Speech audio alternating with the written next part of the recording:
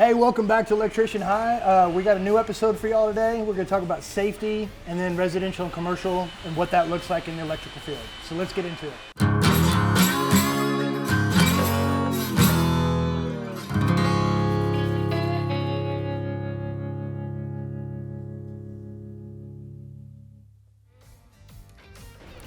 All right, y'all, welcome back. We're going to get into some safety, commercial, residential today. I got my student Jaden Oliveras with me.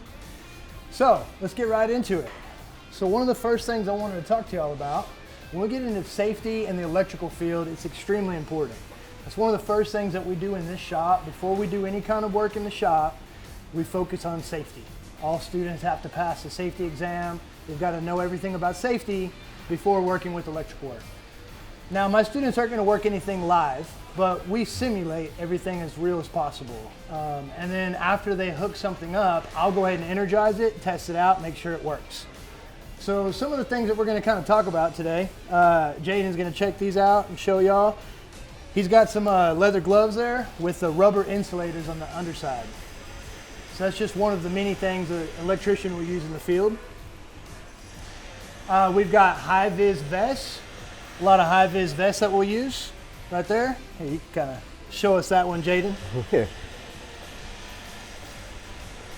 Now, of course, working in the field on certain job sites, on a commercial job site especially, you have to have a high-vis work vest just so you could be seen. There's a lot of there's a lot of equipment out there on the job site, driving around. So this is so you could be seen pretty well. Another thing, I think y'all could recognize this. Tell us about that, Jaden. This is a hard hat to protect your head if something falls on you, especially if you're working with other people in the job site. You don't want nothing to damage your head, so this will protect you. 100%, 100%. I like it. This is a pretty good one right here. And then what is mandatory in our shop at all times is safety glasses. So it doesn't matter what trade you're in, you know, if you're doing electrical work, concrete work, sheetrock, carpentry, plumbing, we all use safety glasses out here because, I mean, we want to protect our eyes and there's things flying around in the shop all the time. So, but something I wanted to kind of talk about in the electrical field is besides just your regular gloves that you would wear, like cut resistant gloves, we want to wear insulating gloves against electricity, which is going to be things like leather and kind of like Jaden was showing you right here, rubber on the underside. All right, so in the electrical field, we've got what we were kind of talking about here, leather gloves with the rubber insulating gloves underneath. We test these gloves before each use. We have different ratings on them for different voltages. Our license goes up to 1,000 volts. So in my class, we study everything from 0 to 1,000 volts. All right, so again, when we're talking about safety in our classroom, and we're talking about the electrical field, we talk about electric shock, arc flash, you know, electrical fires and what cause them, and exposed wires. Those are extremely important things, explaining how contact with live electrical components can result in electrical shock, you know, causing even harm or even fatality. The arc flash, talking about the sudden release of energy and how that can cause severe burns, injuries, and even the pressure wave from the arc blast. Another thing that the students will practice and work with is lockout tagout. So we got our lockout tagout right here. This is what we call that, and it's basically when we're turning off a piece of equipment and we don't want anybody else to turn it back on because we don't want it to become live and energized while we're working on it.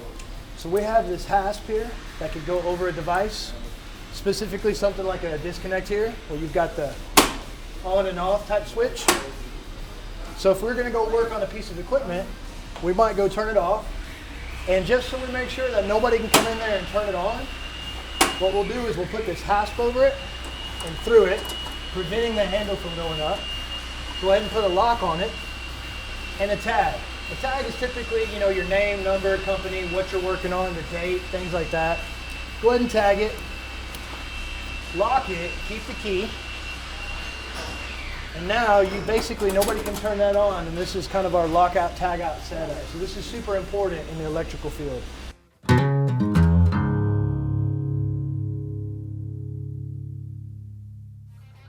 So next thing we're going to get into is talking about residential and commercial and what does that mean. You've probably got a good idea. Jaden, could you kind of tell us and kind of show us here? We've got a couple of pieces of residential and what's the difference in material? What do we usually use on a residential site in comparison to a commercial job site? So for residential, we're going to use plastic boxes, and for commercials, we're going to use metal boxes and metal pipes. Because for residential, you don't need pipes for wiring, but a commercial you do because it's a job site. It's a job where everybody goes to work at. So right here, we have a 4-gang, just in case if you're putting 4 plugins, receptacles and everything, you put them in here. And so 1-gang where you just put 1 receptacle in, and this is for your light. Right here we have a 4 square. This is a deep box just in case if you need to fit more wires in. And right here, we have a bracket box. This is to mount it against the wall. That's right. And then even over here, some of the things that we'll even talk about in this class. When we get into heavier applications, we start talking about things like industrial type. This is going to be more of a rigid galvanized, so it's really heavy. We work with transformers once we get into more advanced type things for our industrial applications. And even like twist lock receptacles. You can kind of see how these twist together. So we would use that on a piece of equipment. So we kind of learn how to work with all these types of things as well.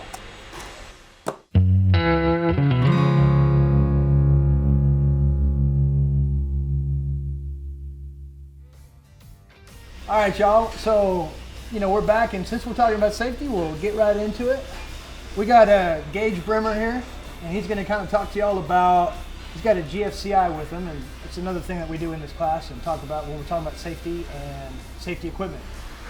Gage? Okay, so the GFCI is, it looks like a normal plug, but it's like square. It's for anywhere, you'd put it anywhere near water so that if something plugged in were to get like electrocuted, it wouldn't like short out everything. It would just go to this and turn everything off. And this would be connected to all the lights and everything in there, and it would just turn everything off and make sure that it doesn't spread to the whole house and get electrocuted everywhere. And then we've got some different types of wire. Gage, can you tell us about the wire or where you would use these or what they even are? Okay, so this is copper. This is more commonly used, I would say, and it's just this is aluminum. This is lighter and less expensive, but you need more of it than you would for copper to wire something. For sure.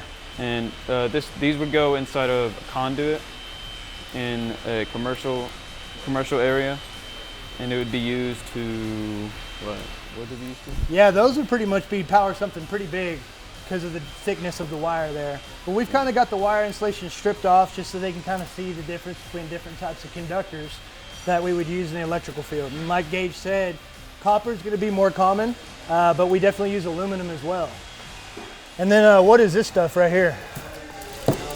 This is Romex used for residential households.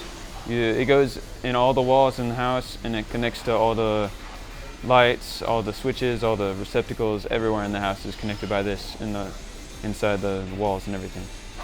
That's right. So the students, when we're doing house wiring and things like that, we're going to be using Romex out here. So you might have seen that out, on a job site or, heard somebody talking about that. So this is what's in your house everywhere, in your walls, in the bedroom, going to each plug in your room. So this is what we'll use out here. We learn how to strip this off, peel it back properly, doing it the right way, learning how to strip off the ends where we could land it on a receptacle or a switch and things like that. So, we pay attention to detail and take our time while we're learning how to do this. And so that way they're doing it right when we get out there in the field, because, it's not just, unlike a lot of jobs, when we wire something, there's life is on the line. So we take it very seriously.